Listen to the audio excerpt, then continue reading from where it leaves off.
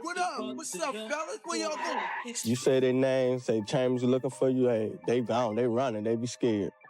You know, they will kill you in a minute with no hesitation. In many places, the crack trade has transformed small-time hoodlums into big-time entrepreneurs. Among the most remarkable examples is the notorious Chambers Brothers gang of Detroit. Authorities say the Chambers Brothers, who made this home video, didn't even bother to count the $1 bills because it took too long. Should we throw these ones away, man, since we got $500,000? Well, I tell you what we can do. We can give it to the poor. New Jack City might be a certified cult classic with Wesley Snipes owning the screen as Nino Brown. Sit your $5 down before I make change. But the real story behind it, way darker and crazier than Hollywood ever dared to show. They had couriers deliver the drugs to gang salesmen at more than 500 crack houses. They used violence and intimidation to discourage competitors and to keep... The film only gave us a taste because the real men who inspired it, the Chambers Brothers, were on a whole different level of wild. These weren't just some neighborhood hustlers trying to make a quick buck, they were empire builders. While most old-school gangsters stayed far away from crack, calling it too messy and dangerous, the Chambers Brothers dove headfirst into that chaos and turned it into a business. And not just any business, they built a criminal operation so massive that it completely flipped Detroit's narcotics scene upside down. Their numbers were insane. At their peak, they were reportedly pulling in around $250 million a year. Can you imagine that? And the craziest part, they started with nothing. Dirt poor, straight out of the deep south, grinding just to survive. It was a real hotbed. Racism was a real hotbed. Even at one time, one of my brothers was walking up the road. I'm in a little small town called Lee Range, Arkansas. A white guy and his friend was riding a motorcycle, actually deliberately ran over my brother. And nothing was dead, but that was the type of stuff that we could expect Back in tiny Marianna, Arkansas, life wasn't just tough, it was brutal. The Chambers family had 16 people stuffed into a little wooden cabin with barely any food and no real comforts. They grew up in poverty so deep it left scars. Every day was about survival, not dreams. And on top of that, they had to deal with open racism, Confederate flags waving and playful looks from neighbors, and a system designed to keep them trapped at the bottom. From those rough beginnings, they were determined to break free, no matter how dangerous the path. Growing up in that kind of world, there was no safety net, none at all. If something went wrong, you were on your own, no one coming to save you. But the Chambers Brothers weren't built to just sit back and accept that kind of life. Family also had a club down there that was Correct. What did they call it? A club or juke joint? What did They call it a it? juke joint, cafe. From a young age, they learned that nobody was going to hand them take it. Even as kids, they were already hustling, finding any way to make a dollar. But Willie was kind of known as the one that was kind of getting in trouble, in and out of jail. Like, That was Larry. That was my oldest brother. Okay, They called Larry Marlowe. They'd sneak into their family's juke joint and start running little schemes, lifting wallets, sliding cash when nobody was looking, and even when their parents split and the juke joint shut down, most kids would have given up right there. But not Larry, Wiley, BJ, and Otis. To them, that was just another reason to grind harder, another excuse to level up. Larry, the oldest, was pure muscle. It was just like, I'm done. I'm not going in this field no more, chopping no cotton for nobody. You know what I'm saying now? And just took off. By him not having a game plan, just looking at his criminal record, he was doing a lot of break-ins at that time to survive. His presence alone made people freeze up. Wiley had done a stint in the military and even worked as a mailman for a while. He really tried to live straight, but the streets had a pull he couldn't resist forever. BJ was the smooth one, the kind of guy who could talk his way into or out of anything. He had charm, brains, and a way with people that made doors open for him without ever knocking. And then there was Otis, the youngest, always trying to prove he could hang with his big brothers. Together, they had chemistry that was untouchable. They weren't the biggest crew around, but when the Chambers Brothers walked into a room, everyone felt that shift in energy. You just knew who was running things. Out of all of them, though, Larry was the real wild card, the outlaw with no respect for rules or limits. While his brothers at least tried to keep one foot in the legit world, Larry dove headfirst into the deep end. Eventually ran away. Oh, man. Yeah, I eventually ran away at the age of 15 to the young lady house that I had met in Detroit. You never really been around drugs? No. Things of that nature. So how did you get introduced to the drug game? Well, The young lady that I had came and stayed with, Yeah. her moms and their family was into drugs. He lived for that rush, that danger, that feeling of doing what everybody else was too scared to even think about. The streets didn't intimidate Larry. He intimidated the streets. Eventually, that wild streak caught up to Larry. Hard. One Christmas Eve, he pulled a job that went completely sideways and ended up locked behind bars. For most people, that would have been the end of the story, right? But not Larry. Just 1 week later, on New Year's Eve no less, he pulled off a prison escape like something straight out of a movie. And what did he do next? He didn't lay low. He went right back to the streets and started robbing jewelry stores like nothing had happened. He was fearless, reckless even, and that kind of heat doesn't stay hidden for long. Before anyone knew it, the law caught up with him again, and this time, they weren't playing around. He got slapped with a 40-year sentence. But even that couldn't hold Larry down. He escaped again, more than once. Each breakout came with that same wildfire in his eyes, like he was born to defy the system. Larry was untamed, unstoppable. But every wildfire burns out eventually. After one final capture, it looked like his story was over for good. Then, out of nowhere, a twist. The state Supreme Court overturned his case. Just like that, Larry was free. A miracle straight out the blue. He came home trying to live straight, to chill out and leave the chaos behind. But the streets, they've got a way of pulling people back in. Before long, Larry slipped right back into old habits. Another robbery, another bust. This time he got caught because someone he trusted turned on him. But that second stint inside, that's where things really changed. Larry didn't lose his edge, he evolved. He traded the madness for meditation, chaos for clarity. He started doing yoga, getting his mind right, and focusing that same unstoppable energy in a new direction. The same man who once broke out of prisons was now building discipline inside them. You feel like the most y'all ever brought in a day?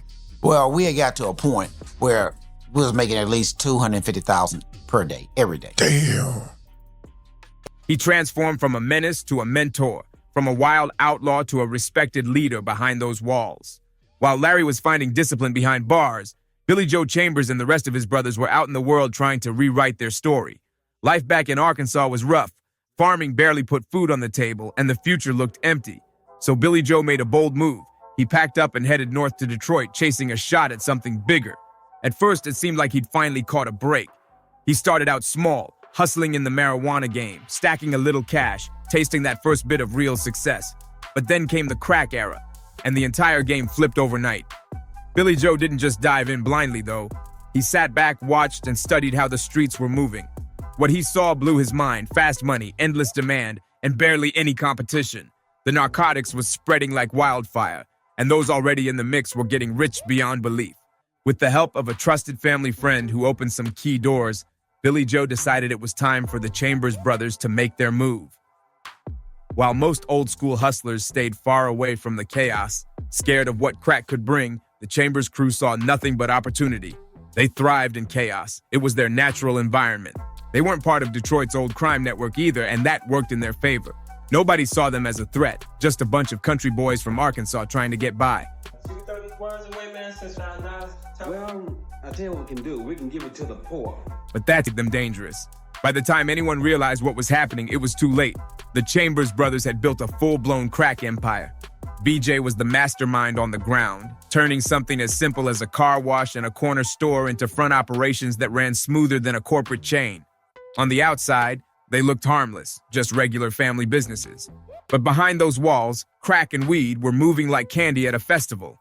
Their plug, Big Terry Colbert, kept the supply flowing nonstop, and BJ's circle of loyal family and trusted friends made sure everything ran tight. But their biggest advantage wasn't just product, it was people. Word started to spread all the way back to Arkansas that the Chambers brothers were getting money, real money.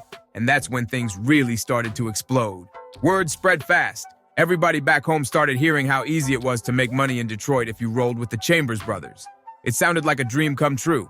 Cash flowing, no droughts, and opportunities popping left and right. Before long, the migration started. Over 300 people from their small Arkansas town and nearby areas packed their bags and headed north, chasing that same come-up. What began as a small hustle had now turned into a full-blown narcotics empire. At the heart of it all stood BJ Chambers. He wasn't the biggest guy, barely 5'5", but his presence was powerful. When BJ spoke, everybody listened. He wasn't just a street hustler. He was a strategist, a businessman in a gangster's world. He saw crack not as just a narcotics, but as a business model. And business was booming. Between 1983 and 1988, the Chambers brothers controlled nearly 300 crack houses across Detroit, raking in up to $250,000 a day. Their operation ran smoother than most legit companies. They treated the streets like a corporate empire: rules, structure, and discipline. Workers had strict schedules, clear ranks, and even marketing tactics to keep customers hooked. 2-for-1 deals, loyalty discounts, they had it all. If you were broke and desperate for a hit, they had a deal waiting just for you. But while the brothers were living like kings, flashing gold chains, cruising in luxury cars, rocking designer fits, their customers were falling apart. The same neighborhoods that fueled their rise were sinking into chaos, addiction, violence, and pain spreading through every block they touched. In the beginning, people rooted for them, the country boys who made it out and beat the odds. But that sympathy faded quick. It became clear they weren't heroes. They were rulers of a broken kingdom. They had power, money, and fear on their side, but their empire was poisoning the very streets they claimed to own. Then came 1986, and tragedy hit hard. Their youngest brother, Little Joe, was slayed. His funeral was nothing short of a spectacle. Stretch limos, designer suits, gold dripping everywhere. It was a farewell fit for royalty, but everyone knew where that money came from. It screamed narcotics empire louder than words ever could. After laying Little Joe to rest, the brothers came back to Detroit colder and more focused than ever. They brought new recruits, new muscle, and a dangerous hunger to expand even further. But by then, they were too loud, too flashy, and way too visible. The feds had them in their sights, and this time, the walls were starting to close and fast. And this is where everything started falling apart. What destroyed the Chambers brothers' empire wasn't some genius DEA operation or a slick undercover sting. It was ego. The same confidence that built their empire ended up tearing it down. It all started when Larry's ex-girlfriend, Patricia Middleton, flipped on them. She gave the feds everything: names, routes, money trails, stash spots, the full blueprint of how the operation ran. She didn't just talk. She exposed the entire inner system. But even with all that insider info, the Chambers brothers might have stayed ahead a little longer if they hadn't made one huge, fatal mistake. Larry and his right-hand man, Jack Frost Jackson, started feeling invincible, like nothing could touch them. So what did they do? They started recording themselves, on camera. They filmed stacks of cash piled high like mountains, rooms full of jewelry, and lavish homes that looked like mini mansions. They were showing off, flexing for the camera, thinking they were untouchable. But those tapes, they turned out to be pure gold for prosecutors. The Chambers brothers had literally filmed their own downfall. Every dollar counted on camera. Every chain flashed in front of the lens became evidence against them. When the feds got hold of those tapes, it was game over. By 1992, it was officially done. The same Detroit streets that used to buzz with the Chambers name had gone quiet. The feds stormed through, kicking down doors, shutting it all down for good. BJ and Otis were grabbed first, no warning, no mercy. Willie, still rocking his clean postal uniform, got scooped up next, mid-shift. Larry was already behind bars, but this time his name sat right at the top of that federal indictment. When the police raided their properties, they hit the jackpot. Over $1 million in cold cash, plus jewelry that could outshine any rapper in the game. They found 68 cars, 250 firearms, and another $500,000 hidden deep in another corner of the empire. In total, the haul included 41 luxury whips, a car collection fit for kings. Detroit's police chief William Hart went public, bragging about the bust, calling it one of the biggest wins in the so-called battle. But here's the wild twist. Just when he thought he was the hero, he got exposed too. Turns out the same man leading the fight against corruption was pocketing dirty money himself. $2 million stolen straight from his own department. The downfall didn't stop with the rot ran even deeper. He ended up doing 10 years behind bars, but the real storm had started way before that. Flashback to October 1988. The courtroom was packed as the Chambers brothers and 10 of their top soldiers faced a mountain of federal charges: conspiracy, narcotics trafficking, tax evasion. You name it, they were hit with it.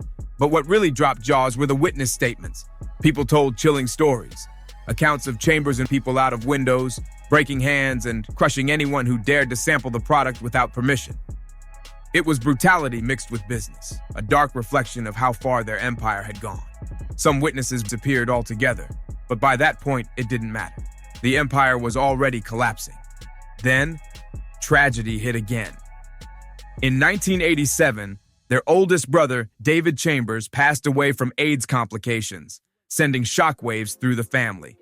Just months later, the federal indictments came raining down like thunder. Larry got picked up again, and suddenly, the dynasty that once ruled Detroit's streets started crumbling piece by piece. For all their flash, their cash, and their power, the ending wasn't glamorous, it was cold and real. All four brothers wound up behind bars. Larry and BJ took the hardest hits, slapped with kingpin charges, the kind reserved for the biggest bosses in the game. Larry got life without parole. BJ faced 50 years. Willie was given 21 and Otis caught 27. The so-called Chambers Kingdom had officially fallen. Years rolled by, and slowly, freedom started trickling back. Willie got out in 2007, after nearly 2 decades inside. BJ, who caught a lucky break when his kingpin charge got tossed out in 1991, had his sentence cut down to 27 years. He served 23 before finally walking out in July 2010, 48 years old, that had completely changed. The Detroit streets he once ran were unrecognizable. The blocks had new rulers, the money was long gone, either spent, seized, or buried in government evidence lockers. The cars were confiscated, the jewelry melted down, and the fear that once surrounded the Chambers name had faded into memory. What was left? Just whispers. Faded stories passed around in barbershops, old interviews, and street legends. The name Chambers Brothers still carried weight, but only as a ghost of what once was. And Larry? He's still locked up deep into his 60s, the last remaining symbol of an empire that rose fast, burned bright, and crashed even harder. Larry's still the last one left inside, holding down time while the others, Willie, BJ, and Otis, are out here living quiet, low-key lives. Each one of them carries the heavy shadow of what they once were, the echoes of an empire that once ruled Detroit's streets. Their rise and fall became more than just street legend. It turned into a modern cautionary tale.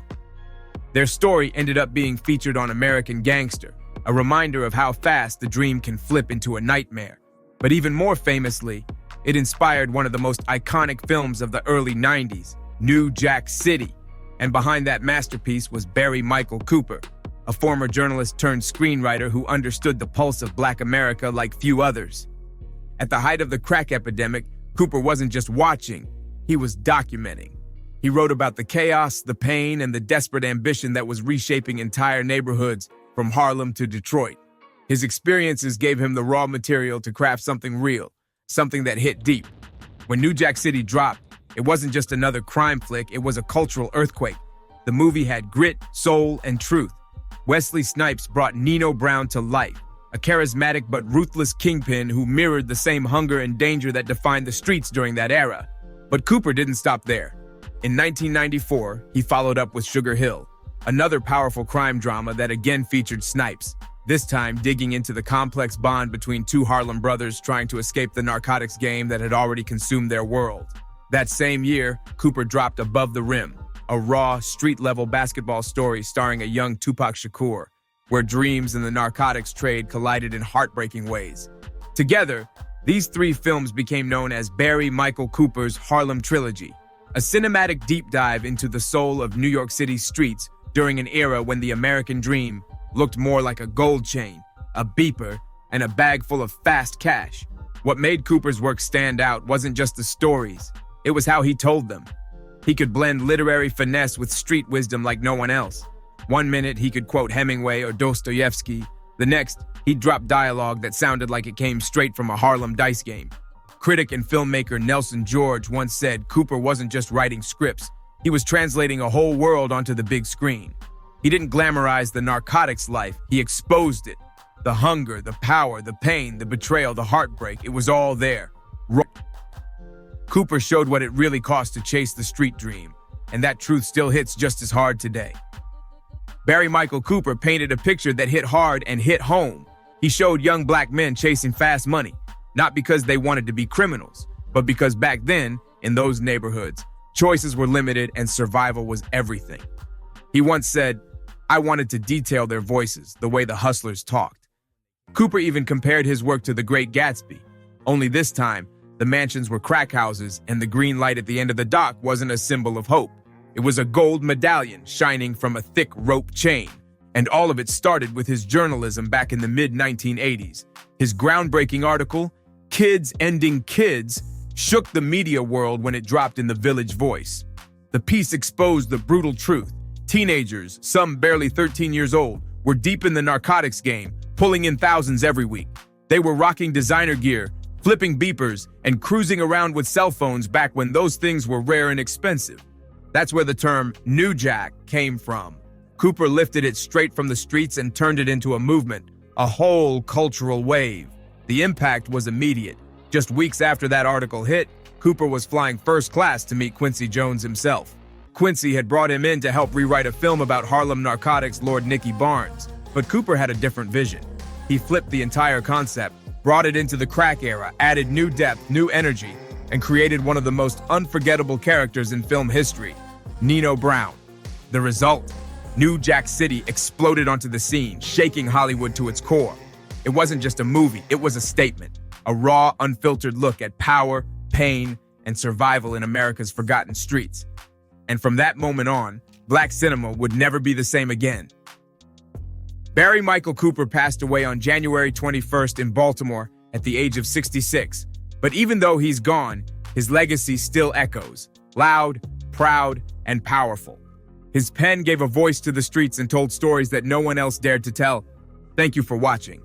If you enjoyed this deep dive, don't forget to like, comment, share, and subscribe. And I'll see you on the next one.